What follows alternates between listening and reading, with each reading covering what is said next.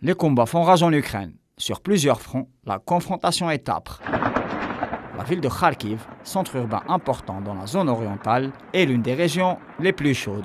De la banlieue au centre-ville, les frappes et les échanges de tirs sont réguliers. Des informations indiquent le sabotage d'un important gazoduc transitant par la ville. Dans ce sillage, le ministère de la Défense russe a déclaré que Zelensky avait perdu le contrôle des groupes de saboteurs composés principalement de mercenaires étrangers. L'Ukraine compte l'un des réseaux gaziers les plus importants du monde et son rôle est vital pour l'approvisionnement énergétique de l'Europe. Soumy, Chernigov, Kharkov et Mariupol sont en situation de détresse humanitaire, indique le même ministère de la Défense russe. Le front du Donbass est également une zone de combat de haute intensité. Les compositions militaires irrégulières des républiques autonomes sont appuyées par Moscou et avancent dans plusieurs directions. Mariupol voit une concentration importante de la force de feu russe et une résistance ukrainienne acharnée dans la défense de cette ville clé. Les forces russes ont annoncé pour leur part le contrôle de Melitopol.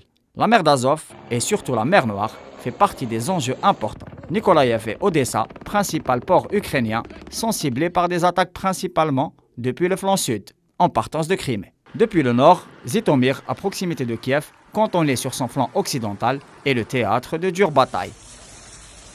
Les forces spéciales tchétchènes ont annoncé le contrôle d'une base militaire ukrainienne à proximité de la capitale. La Biélorussie pourrait aussi lancer une opération sur Kiev. En effet, 150 km seulement séparent la frontière de la capitale ukrainienne.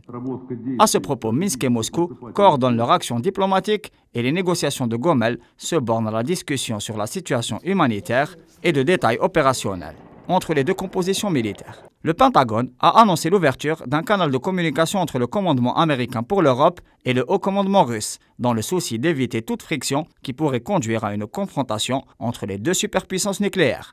Pour rappel, la Russie a annoncé l'activation de ses capacités de dissuasion et l'Ukraine compte 15 centrales nucléaires, dont certaines en pleine zone de combat. Les forces armées russes, qui en contrôlent deux pour le moment, ont exprimé leur souci de protéger l'infrastructure atomique afin d'éviter toute potentielle catastrophe radioactive. Le conflit n'en finit pas de monter en intensité et met clairement le vieux continent sur des charbons ardents.